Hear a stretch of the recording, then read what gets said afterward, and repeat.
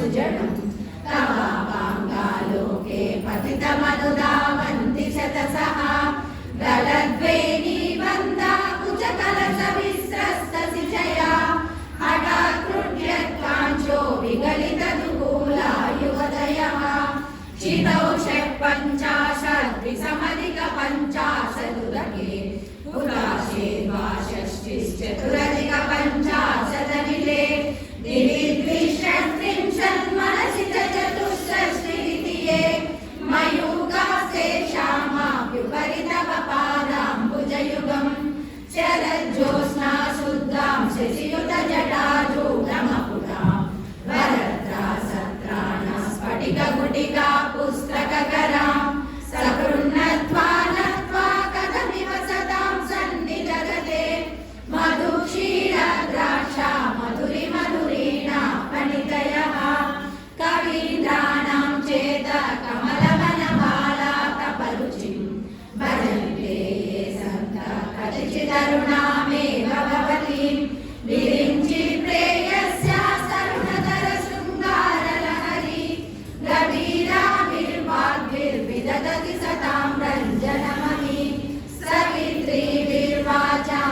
शशिमणिशिलाभङ्गरुचिभिः वशिन्याद्याभिस्त्वां सहजननि सञ्चिन्तयति यः सकर्ता काव्यानां भवति महतां भङ्गिरुचिभिः वचोभिर्वाग्देवी वदनकमलामोदमधुरैः तनुच्छायाभिस्ते तरुणतरणि श्रीसरणिभिः दिवं सर्वामुर्वीमरुणिमनिमग्नां स्मरति यः भवन्त्यस्य त्रस्य ध्वनहरिणशालीननयना सहोर्वश्यावश्या कति न गीर्वाणगणिका मुखं बिन्दुं कृत्वा कुजयुगमदस्तस्य ददतो हरार्दं ध्यायेद्रो हरमहिषिते मन्मदकलां ससर्जः संक्षोभं नयति वनिता इत्यति लघु त्रिलोकीमप्याशु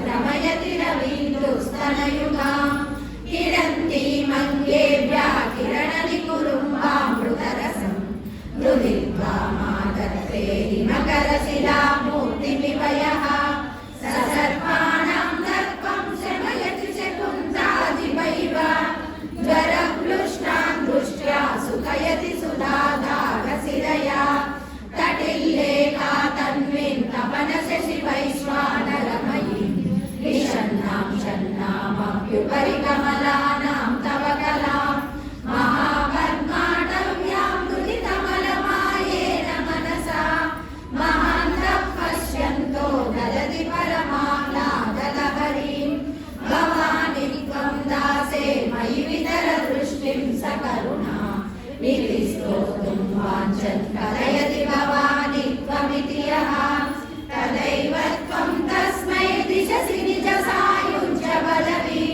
मुकुन्द ब्रह्मेन्द्र स्फुटमकुटनीराजितपदां त्वया भूत्वा वामं वपुरपरितृप्तेन मनसा शरीरार्धं शम्भोर परमभिषङ्के कृतमभूत् यदेतत्त्वद्रूपं सकलमरुणाभं त्रिनयनं कुचाभ्यामानम्रं कुटिलशशिचूडालमकुटं जगत्सूते दाता हरिरवतिरुद्रक्षपयते तिरस्कुर्वन्नेतः स्वमपि वपुरीशस्थिरयति सदा पूर्वः सर्वं तदिदमनुगृह्णाति च शिवः तमाज्ञामालम्ब्य क्षणचरितयोर्भूरतिकयोः त्रयाणां देवानां त्रिगुणजनितानां तव शिवे भवेत् पूजा पूजा तव चरणयोर्या विरचिता तदा हि त्वत्पादोद्वहनमणिपीठस्य निकटे सिता एते शश्वन्मुकुलितकरोतं समकुला विरिञ्चि पञ्चत्वं व्रजति हरिराप्नोति विरतिं विनाशं कीनाशो भजति धनदो याति निधनं विदन्त्री माहेन्द्री विदतिरपि संमीलितदृशा महासंहारेऽस्मिन् विहरति सति त्वत्पतिरसो जगो जल्पश्चिल्प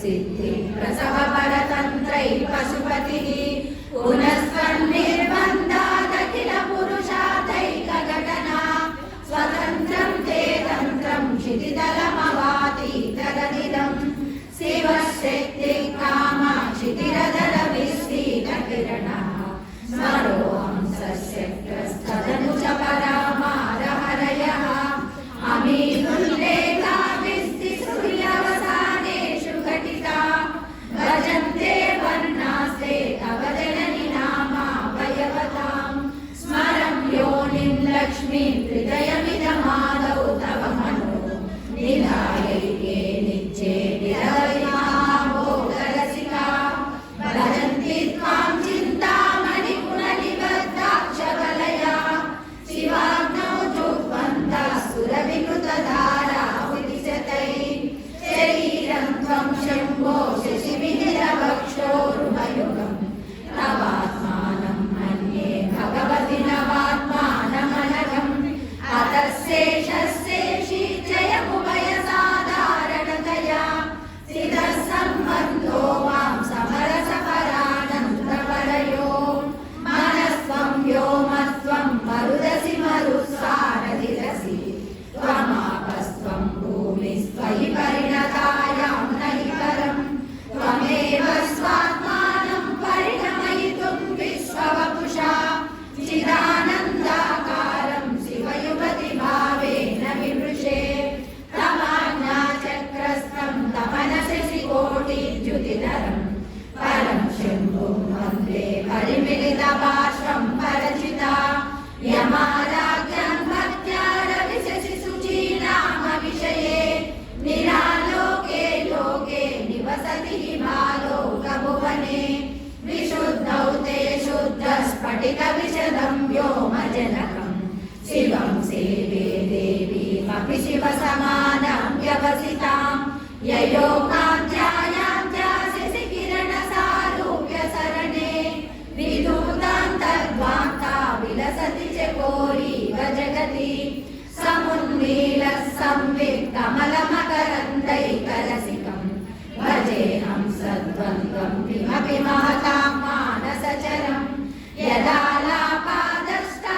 यदालापादष्टादशगुणितविद्या परिणतिः यदा दत्ते दोषा गुणमखिलमद्व्यपयैव तव स्वादिष्टाने कुतमहमधिष्ठाय निरतं प्रमीळे संवर्तं जननि महतीं काञ्चसमयां यदा लोके लोकान्तहति महती क्रोधकलिते दयाद्राया दृष्टिः शिशिरमुपचारं रचयति तटिद्वन्द्वं शक्त्या तिमिरपरिबन्धिस्फुरणया स्फुरन्नानारत्नाभरणपरिणद्वेन्द्रधनुषं तव श्यामं मेघं कमपि मणिपूरैकशरणं निषेवे वर्षन्तं हरमिहिरतप्तं त्रिभुवनं तवाधारे मूले सहसमयया लास्यपरया नवात्मानं मन्ये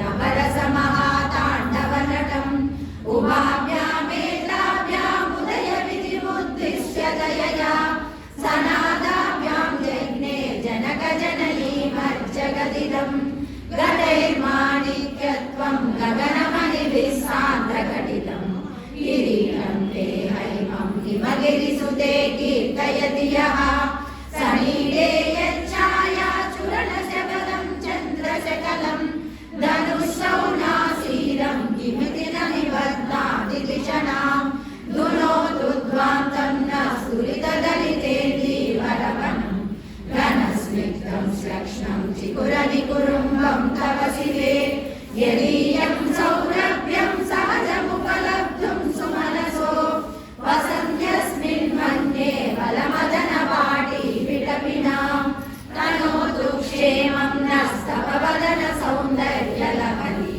परिवाहस्रोतः सरणिरिव सीमन्तसरणिः वहन्ती सिन्दूरं प्रबलकवरी भारतिविरा विशाबृन्दैर्वन्दीकृतमिव नवीनाथकिरणम् अरालैः स्वाभाव्यादलिकलभसश्रीविरलकैः हरितं ते वक्त्रं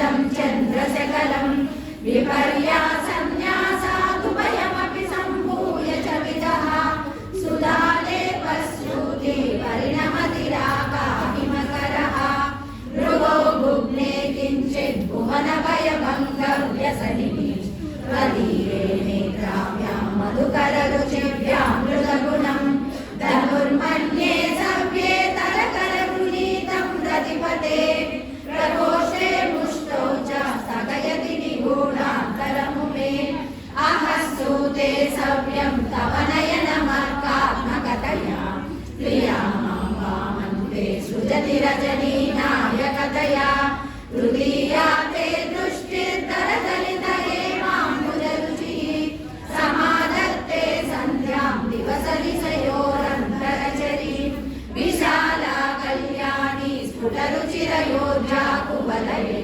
कृपाधारा धारा किमपि मधुरा भोगवतिका अवन्ती दृष्टिस्ते बहुनगरविस्तार विजया ध्रुवं तत्तन्नामा व्यवहरणयोग्या विजयते कवीनां सन्दर्भस्तवगमकरन्दैकरसिकं कटाक्षव्याक्षेप भ्रमरकलभौ कर्णयुगलम् अमुञ्चन्तौ दृष्ट्या तव नवरसास्वादतरणो असूया संसर्गा दलितनयनं किञ्चिदरुणं शिवे शृङ्गाराद्रा तलितरजने कुत्सनपरा सरोषानम्यायां गिरिशचरिते विस्मयवती तरादिभ्यो भीता सरसिरुह सौभाग्यजननी सखीषु स्मेरादे मयि जननि दृष्टिः सकरुणा गते कर्णाभ्यर्णं गरुदैव पक्ष्मानि ददति पुरां पेतुश्चित्ता प्रसमरसविग्रावनफले इमे नेत्रे गोत्राधरपदि कुलोत्तं सकलिके तव कर्णा कृष्णा स्मरशरविलासं कलयतः विभक्तत्रैवर्ण्यं व्यतिकलितलीलाञ्जनतया विभातिष्ठं नेत्रवितयमिदमीशानदयिते पुनस्रष्टुं देवान् गृहिणहरिरुद्रानुपरतान् रजःसत्त्वं बिभ्रतमयिति गुणानां त्रयमिव कवित्रीकर्तुं न पशुपतिपराधीन हृदये दयामित्रे नेत्रे अरुणधवलश्यामरुचिभिः नरशो नो गङ्गा तपनतनयेति ध्रुवममुं त्रयाणां तीर्थानामुपनयसि संवेदमनकं निमेषोन्मेषाभ्यां प्रलयमुदयं याति जगति तवेद्याहुस्सन्तो धरणिधरराजन्यतनये त्वदुन्मेषाज्जातं जगतिदमशेषं प्रलयतः परित्रातुं शङ्के परिहृतनिमेषास्तव दृशः तवापर्णे कर्णे जपनयनपैशून्यचकिता निरीयन्ते तोये नियतमनिमेषा सफलिका श्रियञ्च श्रीभद्रजलपुटकवाटं कुवलयं जहाति प्रत्यूषे दिशि च विघटय्य प्रविशति दृशाद्रागी यस्य दरदरितनीलोत्पलरुचा द्रवीयां संवीनं स्नपय कृपया मामपि शिवे अनेनायं धन्यो भवति न च ते हानिर्यथा वने वा हर्म्ये वा समकरणि पातो हिमकरः अराळन्ते पाली युगलमगराजन्यतनये न केषामाधत्ते कुसुमशरकोदण्डकुतुकं तिरश्चीनो यत्र श्रवणपदमुल्लङ्घ्य विलसन् अपाङ्गव्यासङ्गो दिशति सरसन्तानदिशनां स्फुरद्गण्डा भोग प्रतिफलितताटङ्कयुगलं चतुश्चक्रं मन्ये तव मुखमिदं मन्मदरदं यमारुह्यद्रुह्यत्यवनिरतमर्केन्दुचरणं महावीरो मारा प्रमदपतये सज्जितवते सरस्वत्या सूक्ते अमृतलहरी कौशलहरी विपन्त्या सर्वाणि श्रवणचुलुकाभ्यामविरलं चमत्कारश्लाघाचरितशिरसः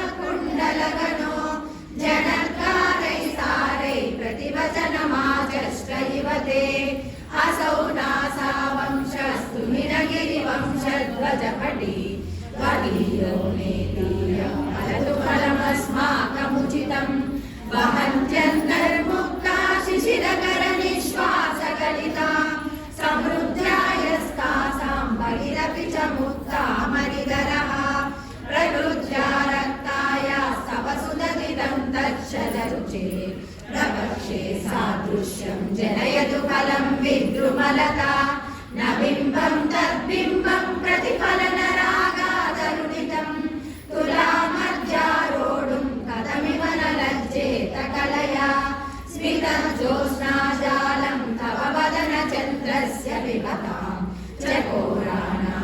चकोराणामासीदतिरसतया चञ्चुचडिमा हतस्ते सीतांशो अमृतलहरीमाम्लरुचयः पिबन्ति स्वच्छन्दं निशि निशि वृषं काञ्चिकधिया अविश्रान्तं प्रत्युर्गुणगणकथाम्रेण जपा जपा पुष्पच्छाया तव जननि जिह्वा जयति सा यदग्रासीनाया स्फटिकदृशगच्छच्छविमयी सरस्वत्या मूर्ति परिणमति माणिक्यवपुषा रणे जित्वा दैत्यानपमृतशिरस्त्रैकवचिभिः निवृत्तैः चण्डांशा त्रिपुरहर निर्माल्य विमुखैः विशाखेन्द्रोपेन्द्रैः शशिनिषदकर्पूरशकला विलीयन्ते मातः सबवदनताम्बूलकमला विमञ्चा गायन्ति विविधमपदानं पशुपते त्वया रक्ते वक्तुं चलितशिरसा साधुवचने तदीयैर्माधुर्यैरपलपिततन्त्रीकलरवां निजां वीणां वाणीं विचुलयति चोलेन निवृतं कराग्रेण स्पृष्टं तुहिनगिरिना वत्सलतया गिरीशेनोदस्तं मुहुरधरपानाकुलतया करग्राह्यं शम्भोर्मुखमुकुरवृन्तं गिरिसुते करङ्कारं भ्रूमस्तवचुमुखमौपं व्यरहितं भुजाश्लेषा नित्यं पुरदमयितु कण्ठकवती तव ग्रीवादत्ते मुखकमलनादश्रियमियं स्वतश्वेताकाला नृबहुलजम्बालमलिना मृणालीलालित्यं वहति यदलोहारलतिका गले रेखास्तिस्रो गतिगमकगीतैकनिपुणे विवाहव्यानद्द प्रगुणगुणसङ्ख्या प्रतिभुवः विराजन्ते नानाविधमधुररागाकरभुवां त्रयाणां ग्रामाणां स्थितिनियमसीमा नैव ते मृणाली पृथ्वीनां तव भुजलतानां चतसृणां चतुर्भिः सौन्दर्यं सरसिजभवस्तौति वदनैः नरेभ्यः सन्त्रस्यं प्रथमवदनानन्दकलिवो चतुर्णां शीर्षाणां सममभयहस्तार्पणधिया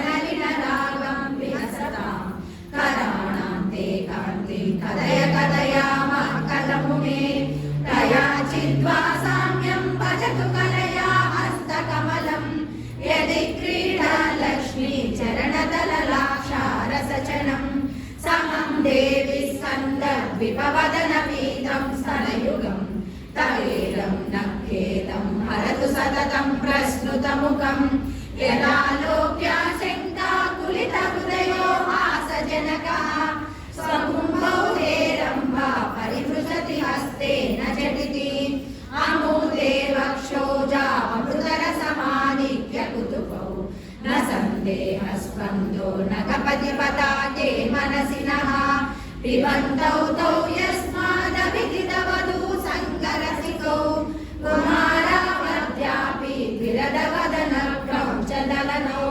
वहत्यम्बस्तम्भे रमलनुजकुम्भप्रकृतिभिः समारब्धां मुक्तामणिविरमलां हारलतिकां कुचाभोगो बिम्बाधररुचिभिरन्तस्य बलितां प्रतापव्यामिश्रां पुरदमयितुं कीर्तिविवते तव स्तन्यं मन्ये धरणिधरकन्ये हृदयतः पयं पारावारा परिवहति सारस्वतमिव दयावत्या दत्तं द्रविडशिशुरास्वाद्य तव यत् कवीनां प्रौढानामजनिगमनीया कवयिता हरक्रोधज्वाला बलविरवलीडेन वपुषा गभीरे तेनापि सरसिकृतसङ्गो मनसिजः समुद्र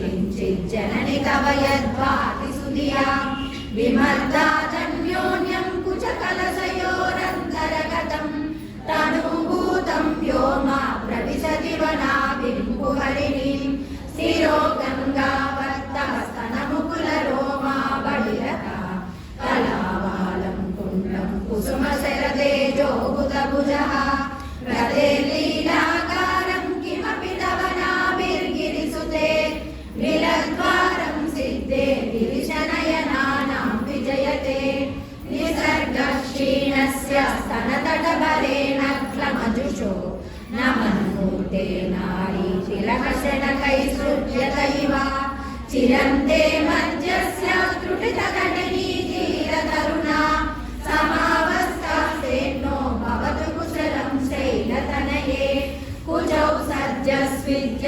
तटकटितकूर्पासविदुरो कशन्तौ दोर्मूले कनककलशाभौ कलयता तव त्रातुं भग्नादलमिति वलग्नं तनुभुवा त्रिदानन्दं देवी त्रिवलिलवली वल्लिभिरिवा गुरुत्वं विस्तारं क्षितिधरपति पार्वति निजा निगम्बादाचित्य वैहरणरूपेण निदते अतस्ते विस्तीर्णो गुरुलयमशेषां वसुमती निदम्बप्राभार स्थगयति लघुत्वं नयति च करीन्द्राणां शुण्डान् कनककदलीकाण्डपटली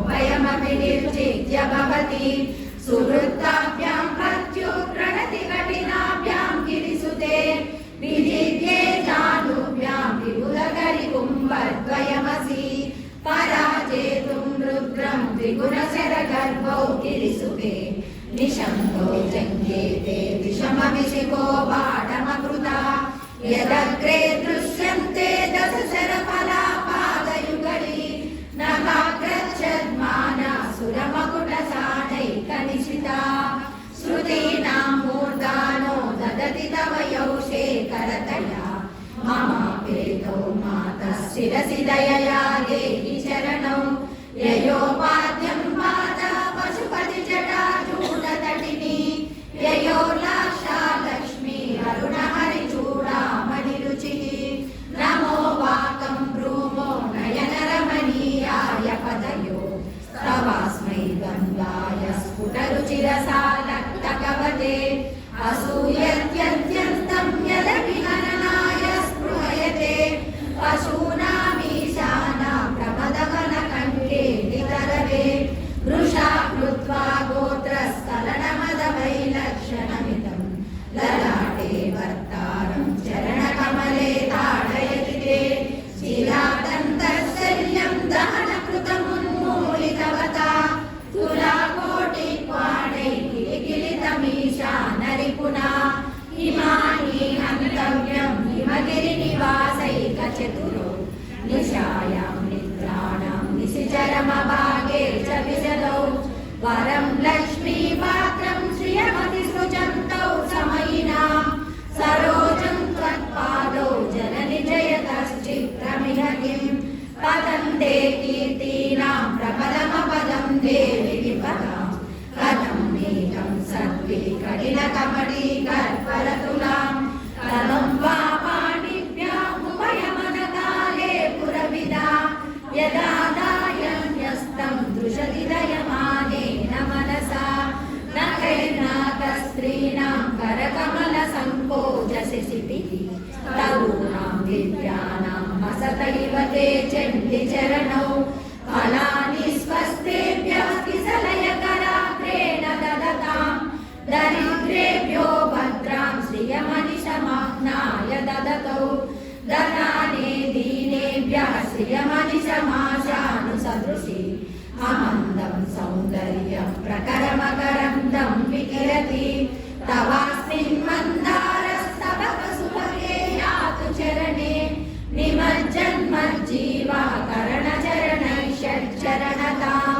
पदन्यासक्रीडा परिचयमिवारब्धु मनसः स्थलन्तस्ते केलं भवनकलहं सा न जगति अतस्तेषां शिक्षां सुभगमणिमञ्जीररणि कविता चलाता चक्षाणां चरणकमलं चारुचरिते गतास्ते मञ्चत्वं द्रुहिणहरिरुद्रेश्वरभृतः शिवस्वच्छाया कपटघटिता प्रच्छदपटः प्रलीयानां भासां प्रतिफलनरागारुणतया शरीरे शृङ्गारो रसैव वृषां दोग्धिकुतुकम् अरालाकेशेषु प्रकृतिसरला मन्दहसिते शिरीषा वाचित्ते वृषदुबलशोभा कुचतटे वृषं तन्वी मध्ये पृथुरसितारोहविषये जगत्रातुं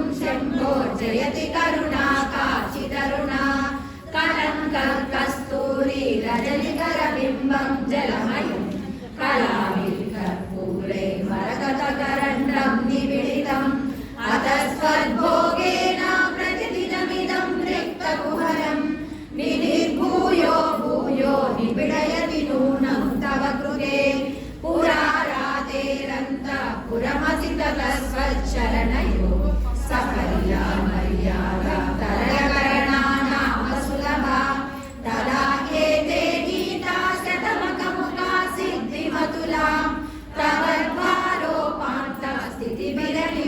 प्रवर्भारोपान्तस्थितिविरलिमाद्याभिरमराः कलत्रं वैदात्रं कति कति भजन्ते न कवयः श्रियोगेयापो वा न भवति वटिकैरपिदनैः महादेवं हित्वा तव सति सती नाम चरमे कुजाभ्यामासङ्गा कुरवकतरोरप्यसुलभः गिरामाहुर्देवी गृहिणगृहिणीमागमविदो हरे पत्नीं पद्मां हरसहचरीमद्रितनयां तुरीयाकाव्यत्वं दुरधिगमनिस्सीममहिमा महामाया विश्वं भ्रमयसि परब्रह्म महिषी कलाकाले माता कदय कलितालक्तकरसं पिलीनं विद्यापि तव चरणनिर्नेचनजलं प्रकृत्या मूकानामपि च कविताकारणतया तदा दत्ते वाणी मुखकमलताम्बूलरसतां सरस्वत्या लक्ष्म्या विधिहरिसपत्नो विहरते रते पातिव्रत्यं शिथिलयति रम्येन वपुषा चिरञ्जीवन्नेव क्षपितपशुपाशव्यतिकरः परानन्दाभिज्ञं रसयति रसं तद्भजनवान् प्रदीपज्वालाभिर्दिवसकरणीराजनविधिः सुधासूतेश्चन्द्रो फलजललवैरर्घ्यरचना स्वकीयैरम्भोभिस्सलिलनिधि सौलिच्यकरणं स्वदीयाभिर्वाग्भिस्तव जननिवासां सुदीर्यं वृषाद्रागीयस्य दरदलितलीलोत्पलरुचा ददीयां सन्दीनं सभयकृपया मामतिशिले अनेनायं धन्यो भवति न च ते हानिर्यदा वने वा हर्म्ये वा समकरनिपातो हिमकरः नित्याय त्रिगुणात्मने पुरजिते आचार्यनी श्रेयसे सत्यायादिकुटुम्बिने मुनिमनः प्रत्यक्षचिन्मूर्तये माया सृष्टजगत्त्रयाय सकलां मायान्तसञ्चारिणे सायन्ताण्डवसम्भ्रमाय जटिने सेयं नतिशम्भवे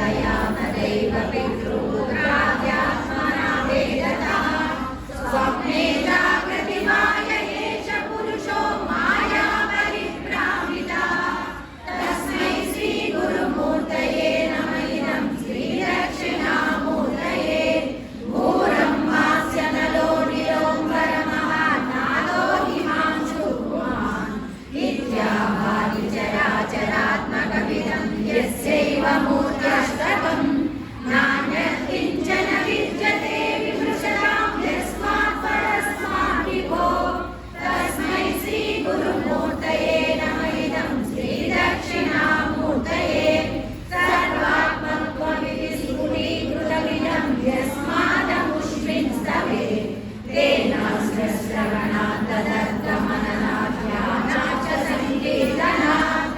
सर्वात्मत्वमहाविभूतिसहितं स्वाधीश्वरत्वं सदा सिद्धेत पुनरष्टदा परिणतं चैश्वर्यमव्याहतम्।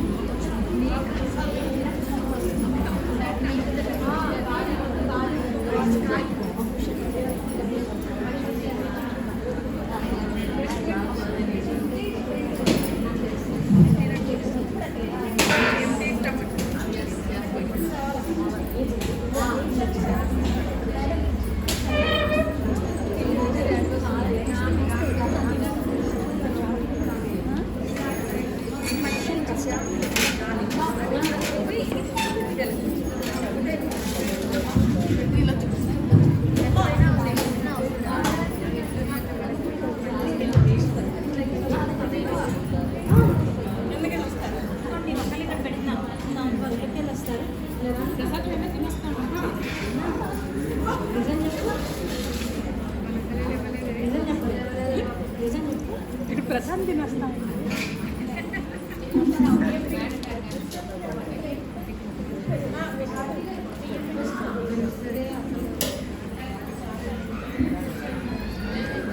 జగద్గురుల అనుగ్రహంతో వాళ్ళు చేసేటువంటి సంకల్పం ఇవాళ రోజున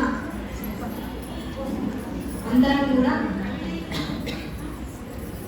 అఖండ సౌందర్యలహరి స్తోత్ర పారాయణం చేయాలి అనే ఆ సంకల్పంలో భాగంగా మన మోతినగర్ సంక్రమఠం ప్రాంగణంలో మనందరం కూడా కూర్చుని ఇవాళ ఈ కార్యక్రమాన్ని చక్కగా జయప్రదం చేసుకున్నట్లే లెక్క. మనం చేసినటువంటి ఈ స్తోత్రం, ఈ శ్లోక పఠనం దేనికి ఇంత కష్టపడడం అవసరమా? పొద్దున్న నుంచి సాయంకాలం దాకా కూర్చుని గొంతు అలసిపోయి, శరీరం అలసిపోయి, కూర్చుని చోటు నుంచి లేచిన వాళ్ళు కొందరు, లేవని వాళ్ళు కొందరు, కాళ్ళు పెట్టి కొందరు, గొంతు లేకపోయి కొందరు, దగ్గొచ్చి కొందరు, ఇంటి నుంచి ఫోన్ వచ్చి కొందరు, అవునా కదా? తిన్నా తినకపోయినా ఏదో ఎందుకు ఇంత కష్టపడాలి, ఎందుకు ఇలాంటి సంకల్పాలు చేస్తారు, ఇలాంటి సంకల్పాల వెనకాల ఉన్నటువంటి రహస్యం ఏమిటి, ఇలా చేయడం వల్ల అసలు ఏమిటి వృద్ధి మనకి ఏమైనా లభిస్తుందా అని జాగ్రత్తగా ఆలోచిస్తే ఈ శరీరము పుట్టినప్పటి నుంచి ఇప్పటిదాకా మనకి ఎన్ని సంవత్సరాలు, ఎన్ని రోజులు, ఎన్ని గంటలు మనం పుట్టి వాటన్నింటినీ లెక్కేస్తే ఇప్పటిదాకా మనం తెలియకుండానే ఎన్ని 24 గంటలు ఎలా గడిచిపోయినాయో, ఎన్ని పగళ్ళు ఎలా గడిచిపోయినాయో, ఎన్ని మధ్యాహ్నాలు ఎలా గడిచిపోయినాయో, ఎన్ని సాయంకాలాలు ఎలా గడిచిపోయినాయో, ఇంకా రాత్రి గురించి చెప్పక్కర్లా, ఎవరికి తెలియదు, గడిచిపోతూనే ఉంటాయి. నిద్రలో, సుషుప్తిలో గడిచిపోతూ ఎలా ఎన్ని రకాలుగా రోజులు ఎన్ని వందల వేల లక్షల రోజులు గడిచిపోయినాయో ఎవరికి లెక్కలేదు. ఎలా గడిచిపోతున్నాయో అర్థం లేకుండా అబ్బాసిన వాళ్ళ టైమే తెలియలేదన్నమాట. కానీ ఇవాళ చూడండి, ప్రతి వాళ్ళకి టైం ఎంత బాగా తెలిసింది. ప్రతి అరగంటకి సౌందర్యలహరి మొదలెట్టే ముందు టైం చూసుకున్నాం, బందోబస్తులో అవ్వగానే టైం ఎంత అయిందో చూసాం. అంటే ప్రతి అరగంట కాలాన్ని లెక్కేసుకుంటూ పోయాం. అలా ప్రతి అరగంటని లెక్కేస్తూ పొద్దున 10 గంటల నుంచి, అంటే అందరూ 10 గంటలకు ఇక్కడికి రావాలంటే ఎన్ని గంటలకు లేచి ఉంటారు, ఇంట్లో ఎన్ని గంటలకు పనులు చేసుకుని ఉంటారు, ఎన్ని గంటలకల్లా పనంతా అయిపోయి ఫ్రీ అయ్యి ఇంట్లో ఉన్నవాళ్ళే కాకపోతే వాళ్ళ ఆదివారం మగవాళ్ళు పిల్లలు ఇంట్లో ఉంటారు. ఆ ఉన్నవాళ్ళందరికీ వండి పెట్టి వస్తేనేగా మీరు ఇంతసేపు ఇక్కడ కూర్చోగలుగుతున్నారు.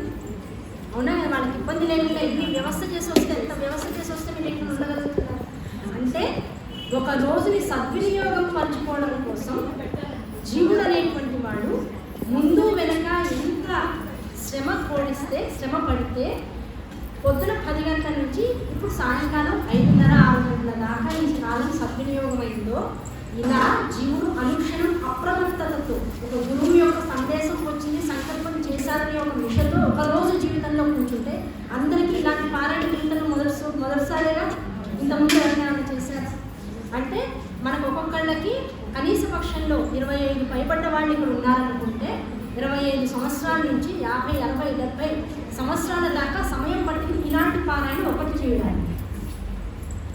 ఈ పారాయణ అంతర్గతంగా లభించినటువంటి ఈ కాల గణన అంటే ప్రతి అరగంట ఎంత విలువైందో, ఎంత ముఖ్యమైందో, ఈ మధ్యలో రాసుకుపోయిన గొంతుకి కాస్త వేడి నీళ్లు ఎంత అవసరమో, కాస్త మంచి తీర్థం ఎలాంటి అవసరమో, కాస్త ఈ శరీరం కలిసిపోతుంది, ఇంకేదో పెట్టకపోతే తలకాయ పోస్తుంది అని వెళ్ళి ఆ కాస్త ప్రసాదం రోజు అయితే ఆదివారం ఇంటి చేసుకుంటాం. వాడు ఆదివారం ఇంట్లో ఉంటాను స్పెషల్గా ఇంకో 4 గంటలు ఎక్కువ చేసుకుంటాం. కానీ వాడు ఆకలి తెలిసిన ఆకలి మీద ధ్యాస పోలా, తినలేదనే ఆలోచన లోపల ఉన్న వస్తువు మీద ధ్యాస పోలా. కారణం ఏమిటి? మనసు దేని మీద ఉంది? నిజంగా దేని మీద నిలవాలో దాని మీద ఉంది కదా. కానీ నిజంగా దేని మీద ధ్యాస నిలిస్తే మనసు ఇంకా దేన్ని ఆలోచించకుండా పక్కన పెడుతుందో అటువంటి ధ్యాస కనుక పరధ్యాస అయితే ఆ పరధ్యాసలో పుట్టిన ఇన్నాళ్ళకి నాకు 47.5 సంవత్సరాల తర్వాత ఇన్నాళ్ళకి అవకాశం దొరికింది. ఈ అవకాశం దొరికి ఇప్పుడు అందరం కూడా ఒక రోజు నాకు కూర్చున్నప్పుడు ప్రేమైపోయి కళ్ళు శరీరం మనసు ఏదో ఇంత కూర్చున్నంతసేపు అలసిపోయాము. లేచాక ఇంటికి వెళ్ళాక మొత్తం వాట్సాప్ నిండిపోతుంది. ఇవాళ నేను పొద్దున్న నుంచి సాయంకాలం దాకా పారాయణలో ఉన్నా. ఎంత యాక్టివ్ అయిపోతాం అంటే ఇక్కడ కూర్చుంటే తలకాయ నొప్పి తప్ప మళ్ళీ లేవగానే ఎక్కడి యాక్టివ్నెస్ వస్తుంది. కూర్చుంటే ఉన్న నీరసం లేచిన తర్వాత ఆ విషయాన్ని పంచుకోవడంలో ఎంత ఆసక్తి చూపిస్తుందో ఆసక్తి ఎక్కడి నుంచి వచ్చింది? ఇప్పటిదాకా ఉన్న డల్నెస్ ఇంకో క్షణం తర్వాత ఇంటికి వెళ్ళాక ఎందుకున్నట్టు ఒక రకమైన హైపర్లోకి వెళ్ళిపోతారు అందరూ. ఎందుకు వెళ్తాము అంటే ఈ చేసినటువంటి ఎనర్జీ లెవెల్స్ ఏవైతే ఉన్నాయో చదివేటప్పుడు గొంతు రాసుకుపోయింది తప్ప ఈ చదివినటువంటి శ్లోకాంతర్గతంగా ఉన్నటువంటి శక్తి ఏదైతే ఉందో అది లోపల ప్రవహిస్తూ ఉంటుంది. ఆ ప్రవహించిన దాన్ని మళ్ళీ అవుట్లెట్ బయటికి పంపించేయగలగాలి. ఆ పంపించేయడం అందరూ ఏం చేస్తామంటే మాటలు ఎంత బాగా జరిగిందో, అసలు నేను నా జీవితంలో ఇలాంటి పారాయణ చేసుకున్నా, అసలు అద్భుతం, ఎన్నిసార్లు చదివాం, అసలు మళ్ళీ చదువుతాం, మళ్ళీ అందరితో పని చేసుకుంటాం. దాంతో ఏమైపోతుంది? మన ఎనర్జీ 10 మందికి వెళ్ళిపోతుంది. అదే ఇంటికి వెళ్ళిన తర్వాత మౌనంగా కాసేపు కూర్చుని ఇవాళ అసలు ఏం మాట్లాడకుండా ఉన్నామనుకోండి, ఇవాళ పొద్దున్న 10 గంటల నుంచి దాని ముందు ఇంకో 2 గంటలు 3 గంటల నుంచి 4 గంటల నుంచి అంటే తెల్లవారుజామున ఇవాళ 5 గంటల నుంచి సగటున ఇక్కడ కూర్చున్నటువంటి ప్రతి మహిళ తన వెనకాల ఇవాళ రోజు గడవడం కోసం చేసినటువంటి సాధనా తాలూకు బలం ఏదైతే ఉంటుందో అది శక్తిగా, సాధన శక్తిగా, దాన్నే మనం నిజం చెప్పాలంటే ఒక తపస్సు చేసిన తర్వాత వచ్చేటువంటి శక్తి. ఆ శక్తిగా ఇవాళ కనుక మౌనంగా ఉన్నట్లయితే ఎక్కువ మాట్లాడకుండా ఆ లోపల శక్తిని మనం అనుకుంటాం. ఎలా వస్తుంది ఆ శక్తి? ఏంటి? బయటికి హైపర్గా కనపడుతుంది, యాక్టివ్గా మాట్లాడతాం. ఇంతకుముందు మేడం గారు కూడా స్తోత్రం చదవమంటే గొంతు కూడిపోయింది, ఇప్పుడు మళ్ళీ మైకి వంగానే గొంతు పెరిగింది. ఎక్కడి నుంచి వస్తుంది ఆ శక్తి అంటే లోపల మనకు తెలియకుండానే కుండలిని శక్తి ఇంత స్తోత్ర పఠనం ద్వారా జాగృతం అవుతుంది. ఆ అయిన దాన్ని ఏం చేయాలి? నిలుపుకోగలగాలి, ఆ శక్తిని తెలుసుకోగలగాలి, ఆ తెలుసుకున్న దాన్ని మౌనంతో అనుభవించగలగాలి. ఇలా కనుక కనీసం నెలలో ఒకసారి చేయగలిగినట్లయితే, అలా నిరంతరం మనిషి కనుక యాక్టివ్గా ఉన్నట్లయితే జీవితకాలంలో మనకి ఎన్ని సంవత్సరాలు? నాకు 47 సంవత్సరాలు అనుకుందాం, 50 ఏళ్ళు వచ్చాయి అనుకుందాం. ఆ 50 ఏళ్లలో నెలకొకసారి కనుక నిజంగా నాకు బుద్ధి ఎరిగినప్పటి నుంచి అంటే ఒక 25 ఏళ్ళ నుంచి బుద్ధి వచ్చింది అనుకుందాం. కాస్త ఏదో ఒకటి ఉంది శక్తి, ఆ శక్తిని పట్టుకోవాలి, నేను ఇలా జగత్తులో ఉన్నటువంటి లౌకిక పరిభాషతో ఉండిపోవడం కాదు అనేటువంటి జ్ఞానం నాకు వచ్చిన తర్వాత 25 ఏళ్ళ నుంచి ఇప్పటిదాకా అంటే మహా అయితే ఇంకో 25 ఏళ్ల పాటు నెలకొకసారి కనుక ఇలా చేస్తే ఇప్పటికి నాకు ఎంత శక్తి వచ్చి ఉండొచ్చు? ఓకేనా? గృహస్థాశ్రమ ధర్మంలో ఇలా నెలకి ఒకసారి చేస్తే, ఒకరోజు చేస్తేనే వాళ్ళు ఇంత బాగుంది అనిపిస్తుంది. అదే పుట్టినప్పటి నుంచి బుద్ధి వచ్చినప్పటి నుంచి నెలకొకసారి చేస్తూ ఇన్నేళ్ళు కనుక గడిపినట్టుంటే ఎంత శక్తి వస్తుంది? ఇలా నెలకొకసారి కాకుండా రోజు తపస్సు చేసేవాళ్ళు ఇలా చేస్తే వాళ్ళకి ఎంత శక్తి ఉంటుంది? అవునా? ఇలా లెక్కేసుకుంటూ పోతే ఇప్పుడు ఆ శక్తి తాలూకు వైబ్రేషన్స్ ఎలా ఉంటాయో ఎవరికి వాళ్ళు ఫీల్ అవ్వచ్చు కదా. మనకి ఇలా అనిపిస్తే నిజంగా ఋషులు మహర్షులు హిమాలయాల్లో కూర్చునో ఇంకో చోట కూర్చునో చేసేటువంటి తపస్సు 24/7 ఉంటుంది. వాళ్ళకి ఆదివారం లేవు, సోమవారాలు లేవు, పగలు రాత్రి భేదాలు లేవు, సాయం సంధ్యలతో మాకు వచ్చేటువంటి తేడాలు లేవు, అనుక్షణం తపస్సు చేస్తూ ఉంటారు. ఆ తపస్సు ద్వారా వారిలో ఎంత శక్తి అయితే ఉత్పన్నం అవుతూ ఉంటుందో అంత శక్తి ద్వారా ఈ ప్రపంచమంతా నిలుస్తుంది. ఈ ప్రపంచమంతా నిలుస్తూ కూడా గృహస్థాశ్రమ ధర్మంలో ఉన్నటువంటి వాడు ధర్మాన్ని పక్కన పెట్టి తెలిసి తెలియకుండా చేసినటువంటి ఎన్నో కార్యక్రమాల ద్వారా జరిగేటువంటి విపత్తులు ఏవైతే ఉన్నాయో వాటిని నిరోధించడానికి, ఆ విపత్తుల వల్ల కలిగినటువంటి ఇబ్బందుల నుంచి ప్రజలకి మానసికమైనటువంటి, శారీరకమైనటువంటి, సామాజికమైనటువంటి, ఆర్థికపరమైనటువంటి వృద్ధిని కలిగించడానికి జగద్గురువులు ఇలాంటి సంకల్పాలు చేస్తుంది. ఇలాంటి సంకల్పాల వల్ల లోపల ఏ జ్ఞానమైతే కుండలిని శక్తిగా జాగృతమవుతూ ఉంటుందో, నిన్న సుబ్రహ్మణ్య షష్ఠి చేసుకున్నాం. ఎంతమంది ఉపవాసాలు ఉంటారు? చాలామంది ఉపవాసం ఉంటారు. సుబ్రహ్మణ్య షష్ఠి రోజున పిల్లల కోసం అందరూ వీలున్నంత వరకు ఉపవాసాలు ఉంటారు. కట్ చేసినవి తినరు, ఉడికించినవి ఎక్కువ తినరు, బాగా వేడివేడిగా తినరు, ఉప్పు కారాలు ఎక్కువ వేసినవి తినరు. ఇవన్నీ రూల్స్ అండ్ రెగ్యులేషన్స్ చాలా ఉంటాయి. అందులో మార్గశిర మాసంలో వచ్చేటువంటి సుబ్రహ్మణ్య షష్ఠి చాలా విశేషం. ఆ సుబ్రహ్మణ్య షష్ఠి చేసిన తర్వాత వెంటనే భానుసప్తమి వచ్చింది. ఇలాంటి రోజుల్లో సుబ్రహ్మణ్య షష్ఠి, భానుసప్తమి, దాంతోపాటు ఉన్నటువంటి సప్తాహ దీక్షలో మనందరం రోజు ఒక గంట సేపు అమ్మవారి యొక్క స్తోత్రపారాయణ చేసుకుంటూ ఇవాళ ప్రత్యేకంగా ఒక 8 గంటల పాటు ఇలా కూర్చోగలిగాము అంటే ఇది మనం అనుకుంటేనో షెడ్యూల్ చేసుకుంటేనో చేయగలిగేటువంటి విషయం కాదు. కేవలం జగద్గురువుల యొక్క అపార కరుణ. అపార కరుణతో వీడు ఏ రోజు నిజంగా అనుష్ఠానం చేస్తే బాగుపడతాడు. ఆ గృహస్థాశ్రమ ధర్మంలో ఉన్న వాడిని ఏ రోజు కూర్చోబెట్టారు. విడిగా అయితే ఆదివారం 1 గంట లేట్గా లేస్తాం. ఇవాళ ఎంత తొందరగా లేచే వరకు వాళ్ళం, అవునా కదా? ఎంత తొందరగా పనులు అయిపోయినాయి. అబ్బా రోజు ఎంత బాగా సాగదీసి లాగింది వాళ్ళ. ప్రతి అరగంటకి టైం చూసుకునేంత సాగింది వాళ్ళ. అంటే ఆదివారం నిజంగా ఎలా ఉండాలంటే అనుష్ఠానంతో మన 24 గంటల్ని 48 గంటలు చేసుకోవాలని శాస్త్రం చెబుతూ ఉంటుంది. ఆదివారం రోజున అనుష్ఠానము 24 గంటలు చేయాలి. 24 గంటల అనుష్ఠానం అంటే 48 గంటలు అవుతుంది. ఆ 48 గంటల అనుష్ఠానం చేయడం వీడి వల్ల కాదురా ఈ యుగంలో. కనుక వీడికి ఒక పని పెడితే అందులో జగద్గురువులు లాంటి వాళ్ళు కనుక చెప్పారు అంటే ఇప్పుడు ఏమవుతుంది? ఎవరికి వాళ్ళు వెళ్ళట్లేదు. అబ్బా గురువులు చెప్పారట చేద్దాం. అంతకీ రామనామం రాయించారు, శివనామం రాయించారు. దాంతోపాటు శంకర మఠంలో నిత్యం ఏదో ఒక కార్యక్రమాల్లో పాల్గొమని చెప్తున్నారు. మార్గశిర మాసం వచ్చిన మొదటి దాకా కార్తీక మాసం అయింది. అది అవ్వగానే జగద్గురువుల దర్శనం ప్రతి వాళ్ళు ఏదో రకంగా చేస్తున్నారు, అవునా కదా? టీవీలో అయినా సరే ఆయన తెలుగు రాష్ట్రాలకు వచ్చారని చెప్పుకున్నాం.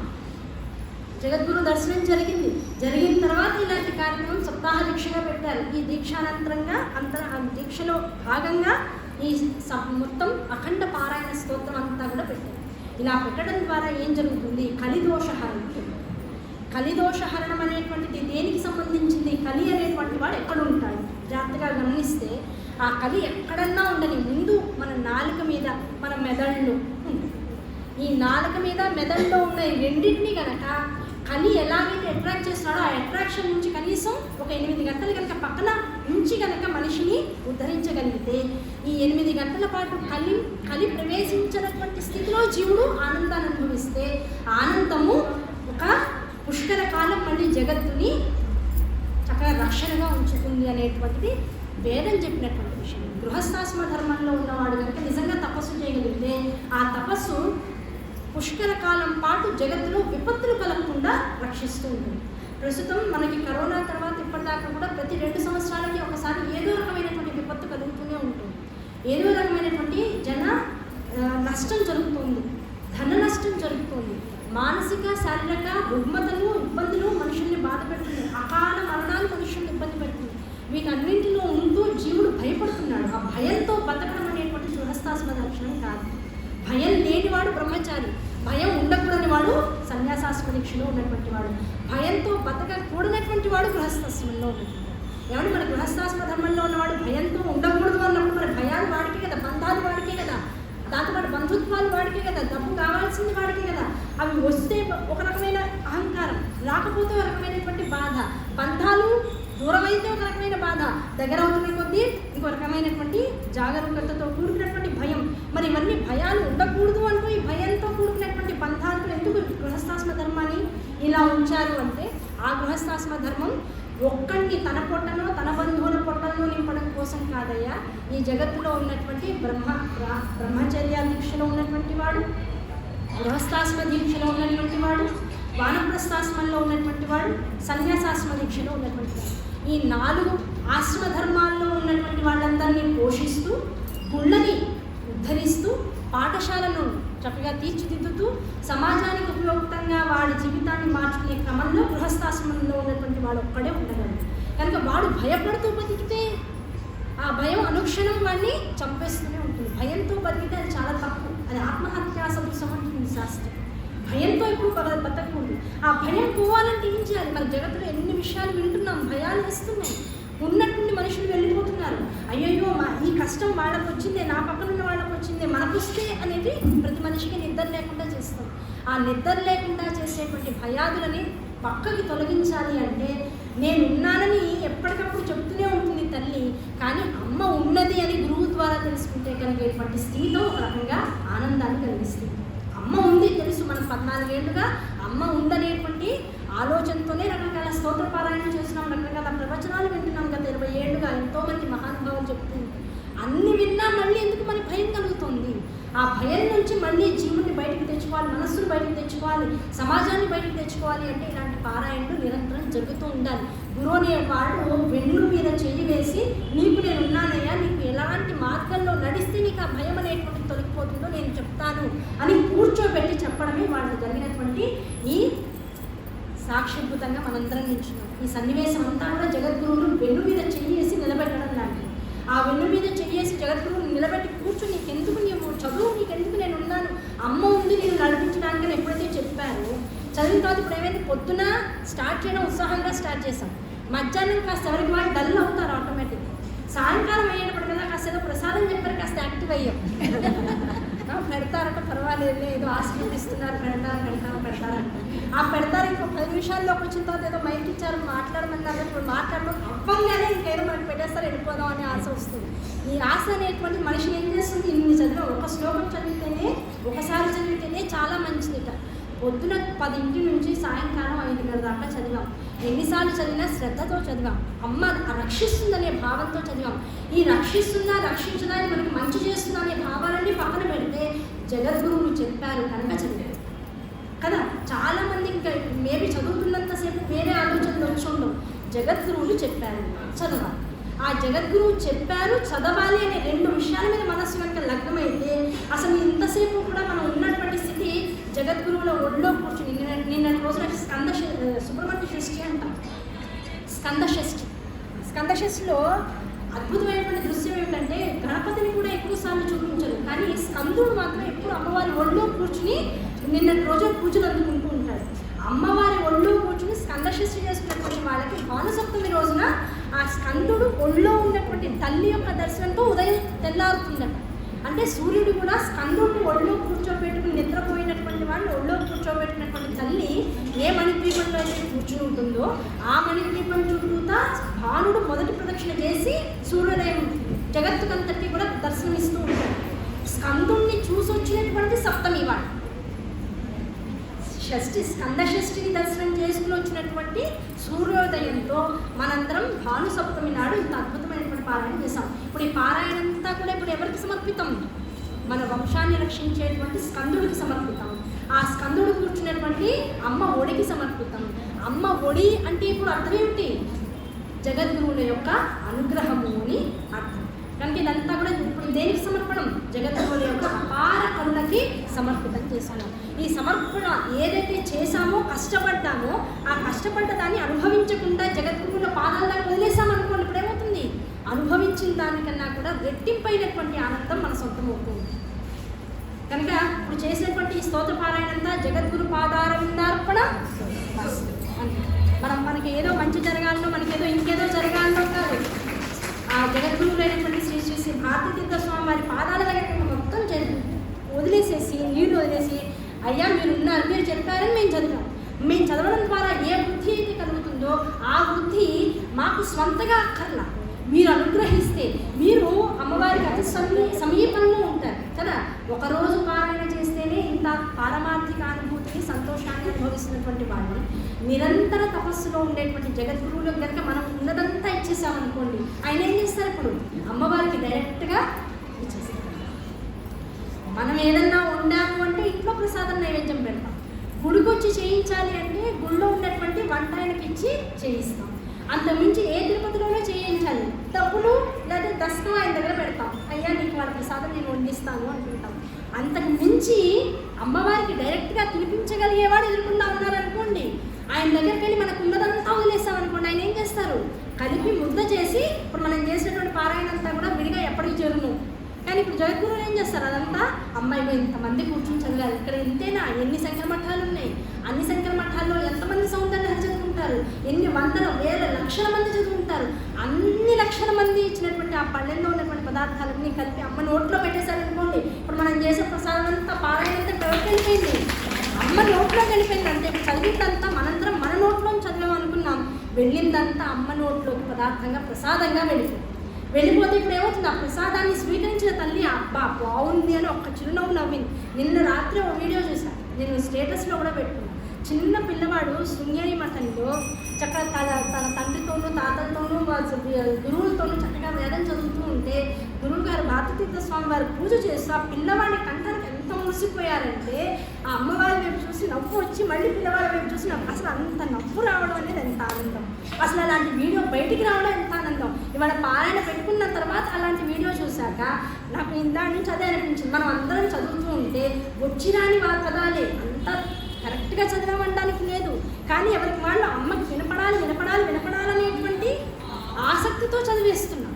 ఆసక్తితో చదువుతుంటే అమ్మ కూడా, అమ్మ దగ్గర ఉన్నటువంటి జగద్గురువులు కూడా మనందరినీ చూస్తూ ఒకసారి ఇలా చూసాక చూడండమ్మా చదువుతున్నారు, నీకోసం చదువుతున్నారు, నేను చెప్పానని చదువుతున్నారు, నేను చెప్పానని ఒక్కదాన్ని మనసులో పెట్టుకుని ఇంత శ్రద్ధగా చదువుతున్నారు కదా తీసేసుకో అని చెప్పాడు అనుకోండి, ఆయన ద్వారా ఆ విషయం వెళ్ళిపోయింది అనుకోండి, ఇప్పుడు మనం చదివినటువంటి పారాయణ అంతా ఇప్పుడు ఎవరు తీసేసుకున్నారు, అమ్మవారు తీసేసుకున్నారు, డైరెక్ట్గా తీసేసుకుంది. ఆ నవ్వు జగద్గురువులది అనుక్షణం మనసులో వదులుతూనే ఉంది. ఆ నవ్వు ఎలాంటిది, తల్లి నవ్వు చూసామా ప్రళయమే, శాస్త్రం చెబుతుంది, తల్లి నవ్వు చూసావా ప్రళయమే, జగద్గురువుల నవ్వు చిరుమందహాసం చూసావా అంతా శుభమే. ఆ శుభకరమైనటువంటి జగత్తులో ప్రతి వాళ్ళం ఆనందాన్ని అనుభవిస్తూ ఈ ఆనందానికి మూలం తల్లి అనేటువంటి ఒక తదేక స్మృతితో అనుక్షణం నడుస్తూ ఆ స్మృతి మనకి కలిగించినటువంటి జగద్గురువుల పాదాలను నిరంతరం మనసులో పెట్టుకుని ఇటువంటి పారాయణలు అనునిత్యము జరగాలనేటువంటి సంకల్ప దీక్షతో ఇవాళ ఇక్కడ నుంచి బయటపడాలి. ఏదో పుట్టి పొద్దురిగాకి నాళ్ళకి చేసామండి బాగుంది, అందుకనే ఇది చేసి మీ అందరి శ్రద్ధ ఎలా ఉంటుందో, ఎంతమంది వస్తారో, అసలు చెప్పింది చాలా తక్కువ కాలంలో చెప్పాము, ఎంతమంది దాకా ఈ విషయాలు వెళ్తాయో అనేటువంటి సందేహం లోపల ఉన్న ధైర్యం చేసి జగద్గురువుల సంకల్పం ఇది మన సంకల్పం కాదు, అయి తీరుతుందనేటువంటి నమ్మకంతో ముందుకు వెళ్ళిపోయాం. చక్కగా జరిగింది, ఎక్కడా కూడా ఇబ్బంది అయ్యో చాలా తక్కువ మంది ఉన్నారు అనే భావన ఎక్కడా కూడా రాలా. జరిగేటువంటి చక్కగా నిష్కల్పషమైనటువంటి మనస్సులతో సుస్థిరమైనటువంటి ఆసనాలతో చక్కగా జరిగింది. కనుక ఈ సంకల్పంతో ఇలాంటి పారాయణలు యామ పారాయణలు అంటూ ఉంటాం.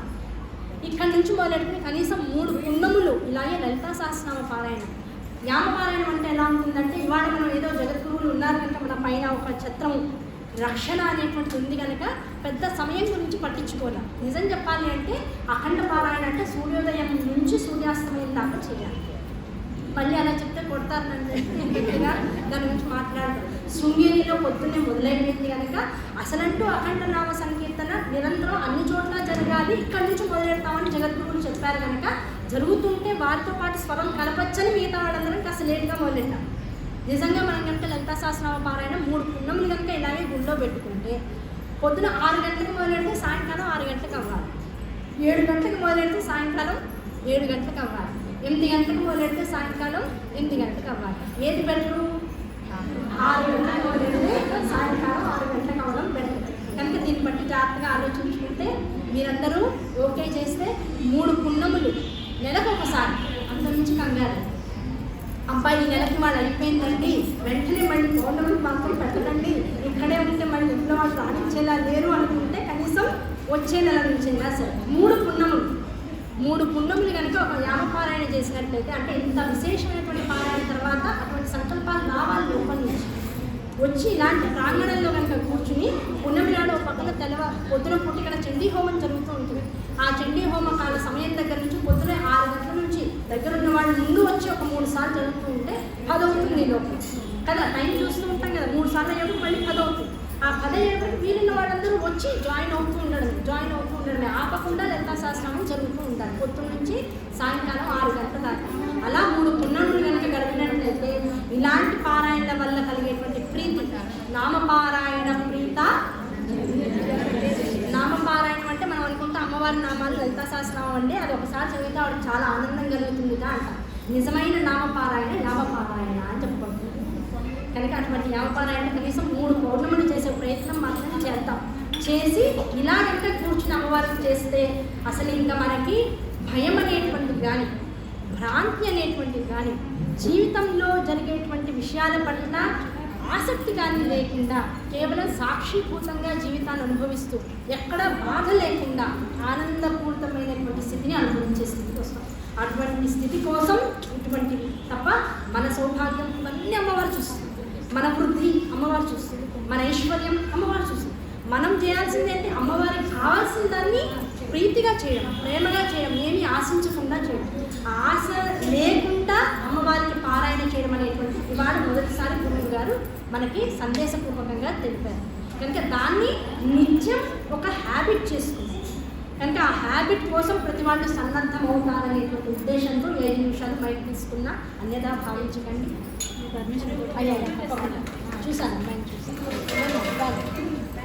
అమ్మవారికి చక్కగా ఒక అద్భుతమైనటువంటి గానంతో ఇంకోసారి నీరాజు మెచ్చుకుందాం.